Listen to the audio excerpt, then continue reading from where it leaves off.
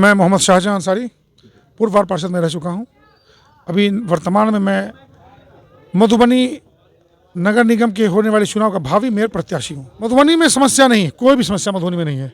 समस्याओं में मधुबनी है तमाम तर, जो भी आप जहां पर नज़र उठा के देख लें समस्या ही समस्या। देख लीजिए सामने नाला क्या हाल है, उससे आगे बढ़िए रोड का क्या हाल है, इधर जाइए देखिए पानी लगा रहता है। वाटर लॉगिंग से लेकर पार्किंग लोगों के लिए, खिलाड़ियों के लिए मैदान, जिस मौजू पर भी बात करेंगे आप, जिस मरहले को देखेंगे, हर जगह सिर्फ समस्याएं ही हैं।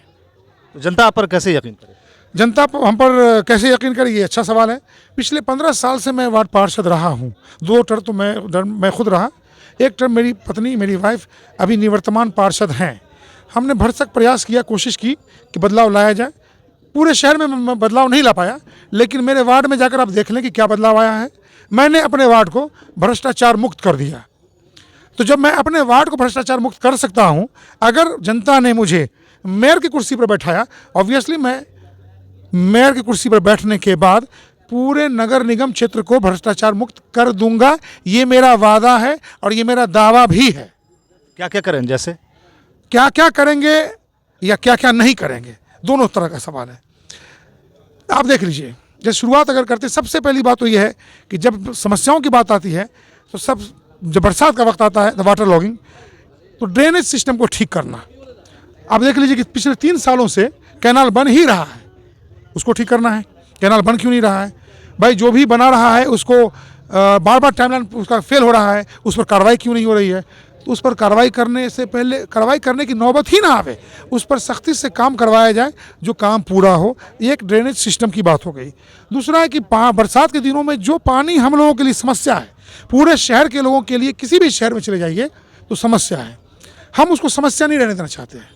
हम चाहते हैं कि ये जो पानी जल जमाव के शक्ल में समस्या के तौर पर हमारे सामने खड़ी हो जाती है, उसको हम अचीवमेंट के तौर पर लें, उसको हम बेनिफिट के तौर पर लें। रेन वाटर हार्वेस्टिंग, ये योजना, ये तरीका इख्तियार करके हम अपने शहर में जो भी नया घर बने या जो पुराना घर है, जिनके पास उतनी जगह है, उसके लिए मेरी कोशिश होगी कि जिस पानी से समस्या होती है उस पानी को हम लोग अपनी उपलब्धि बना दें और उस पानी को स्टोर करके, रेन वाटर को स्टोर करके, उसको हार्वेस्ट करके हम अपने भूजल का जो स्तर है उसको ठीक कर लें। जो एक तरफ हम लोग पानी में डूब रहे होते हैं और दूसरी तरफ चापाकल से पानी नहीं निकलता है, उसी पानी का, उसी वर्षा जल का संचयन कर लें, उसी रेन वाटर को हार्वेस्ट कर लें, तो दोनों समस्याएं एक साथ ख़त्म हो सकती हैं। ये हो गया रेन वाटर लॉगिंग। दूसरा है आपको, चाहे वो लड़कों के लिए, नौजवानों के लिए स्टेडियम हो या खेल के मैदान। स्टेडियम की हालत देख लीजिए, बारहा हम लोग आवाज़ उठाते रहे, बहुत ही ख़राब है। बहुत ख़राब नहीं, अब तो ख़त्म हो चुका है, उसको अब नए सिरे से ही बनाना पड़ेगा।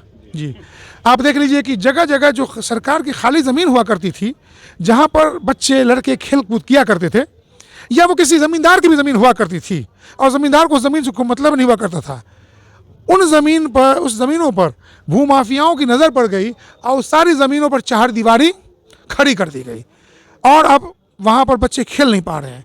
तो इसको रोकना, सरकारी ज़मीन का इंक्रोचमेंट रोकना, जहाँ पर सरकारी ज़मीन है, पब्लिक प्रॉपर्टी है, वहाँ पर पब्लिक को फ़ायदा होना चाहिए। तो ये खेल के मैदान जहाँ पर भी मुमकिन हो, खेल का मैदान बनाया जाना। फिर आती है बात पार्कों की। बड़े बुजुर्ग लोग सड़क पर घूमने से हादसे का शिकार होने का डर बना रहता है। वो पार्क में घूमें, पार्क के लिए कहीं पर आप देख लीजिए जगह नहीं है। पार्क की ज़मीन ढूंढना, सरकारी ज़मीन ढूंढना जिस पर भूमाफियाओं ने कब्जा कर लिया है, पार्क है भी तो उसका बहुत बुरा खत्म है, बुरी तरीके से ख़त्म है। उसको भूमाफियाओं के चंगुल से निकाल कर उसको पार्क की शक्ल देना, ये भी बहुत बड़ी समस्या है, उसका निदान। उसके बाद आ जाइए अपने यहाँ की सड़कें, जो नैरो सड़कें हैं, 2 गाड़ियाँ गुजरती हैं तो वो जाम लग जाता है। उन नैरो सड़कों का चौड़ीकरण होना चाहिए, उसको ब्रॉड किया जाना चाहिए, बड़ा चौड़ा किया जाना चाहिए। जगह जगह पार्किंग की सहूलियत होनी चाहिए। लोग कहीं पर भी गाड़ी खड़ी कर देते हैं। यहाँ पर लोगों को जो है ना, अपने शहर में ये नहीं है, मैनर नहीं है जो गाड़ी कैसे खड़ी की जाए। तो चलिए वो धीरे धीरे सिखा दिया जाएगा, उनको सख्ती बरती। ऐसे आप अपने वार्ड में काम किया है, ठीक है, आपके कहने के मुताबिक, लेकिन 45 वार्ड बन गया है, ये बहुत बड़ी जिम्मेदारी होती है, तो क्या आप इसको निभा पाएंगे? जो आप देखिए, जो लोग, हमारे पास 15 साल का एक्सपीरियंस है, बाकी कैंडिडेट को देख लीजिए कि 15 दिनों का भी एक्सपीरियंस नहीं है, ठीक है, तो उनसे तो 15 साल हम आगे हैं। अगर खुदा ना खास्ता कोई ऐसा बंदा चुनकर चलाया जिनको 1 दिन का भी एक्सपीरियंस नहीं है, समझते समझते उनका ज़िंदगी निकल जाएगा। तो ऐसे में तो लोगों को सोचना चाहिए कि जो एक्सपीरियंस होल्डर हैं, जो चीज़ों को समझ रहे हैं, हम ये कह रहे हैं कि मैंने पूरे शहर को कोशिश की सुधारने की, क्योंकि हम चेयरमैन नहीं थे, तो मेरी हसूलियाबी, मेरी मतलब मेरा जो अचीवमेंट यही है कि मैंने अपने वार्ड को ठीक कर लिया। उस वार्ड की साफ सफाई की जिम्मेदारी, उसको करप्शन फ्री करने की जिम्मेदारी मेरी थी, मैंने उसको करप्शन फ्री कर दिया। लेकिन दूसरे वार्ड की जिम्मेदारी मेरी नहीं थी, क्योंकि मैं उसका नुमाइंदा नहीं था, उसकी नुमाइंदगी वहाँ के वार्ड पार्षद की थी या चेयरमैन की थी। मेरा वादा है और ये मेरा दावा भी है, क्योंकि पिछले 15 सालों से इसी ट्रैक पर मैं काम कर रहा हूँ। मैं आप उल्टा कर देख लीजिए मेरे पिछले 15 सालों की सामाजिक ज़िंदगी को, मेरी ज़ाती ज़िंदगी को। अगर मेरी ज़ाती ज़िंदगी और सामाजिक ज़िंदगी में 1% करप्शन नज़र आ जाए अगर, तो मैं अपनी उम्मीदवारी वापस ले लूँगा। क्या इतनी ताकत के साथ कोई दूसरा कैंडिडेट अपने माजी, अपने पास्ट के बारे में कह सकता है? ये सवाल अच्छा, आपने जो काम किया वो तो सही है, आपने जिस हिसाब से बताया, लेकिन आपको जनता पर कितना भरोसा है? जनता पर बिल्कुल पूरा भरोसा है, क्योंकि जनता देख रही है कि अभी तक जो नगर पालिका, नगर परिषद और अब नगर निगम, ये हमेशा से डीलर्स के चंगुल में रहा है। यानी हम आपको हिस्ट्री उल्टा के बता देंगे कि जो भी उस कुर्सी पर बैठे हैं वो डीलर थे, चाहे वो ज़मीन के डीलर हो या मिट्टी तेल के डीलर हो या पीडीएस के डीलर हो, वो डीलर ही थे। और डीलर से मेरा मुराद आप समझ सकते हैं, जो डीलर होते हैं कहीं ना कहीं उनको कॉम्प्रोमाइज़ करना होता है। इस बार मैं मधुबनी की जनता से अपील करता हूँ कि इस बार डीलर को नहीं, लीडर को मौका दें, क्योंकि वो लीडर आपका सेवक बनकर काम करेगा। लास्ट में आप अपने जो देखने वाले हमारे चैनल के माध्यम से आप उनको क्या कहना चाहेंगे? हम अपने तमाम व्यूअर्स से, जो आपके व्यूअर्स हैं, जो अभी हमको सुन पा रहे हैं या देख पा रहे हैं, उनसे यही कहना चाहेंगे कि जिनको भी चुने, सच्चे को चुने, अच्छे को चुने। क्या करेंगे किसी भी कैंडिडेट के बारे में मैं इस कह रहा हूँ, एक टास्क मैं दे रहा हूँ आवाम को, जनता को, कि हर कैंडिडेट जो ये कहता है कि हम ये करेंगे, करेंगे पर नहीं जाएं। हर आदमी कहता है कि हम अच्छा करेंगे, मैं भी कहता हूँ मैं अच्छा करूँगा। क्या करके आए हैं?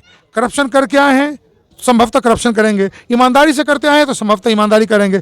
क्या करके आए हैं ये देखिए। ये मैं जनता से अपील करता हूँ, मेरी गुजारिश है, मेरी प्रार्थना है आपके व्यूअर से, मधुबनी की तमाम जनता से, कि किसी भी उम्मीदवार का पिछला ट्रैक रिकॉर्ड देखें, क्या करके आए हैं, और उसके बाद वो उनके बारे में कोई फैसला लें। वो दूसरे भी हो सकते हैं, वो हम भी हो सकते हैं। मेरे बारे में भी मेरा पिछला रिकॉर्ड तलाशें, उस मेरे ट्रैक रिकॉर्ड को खंगालें।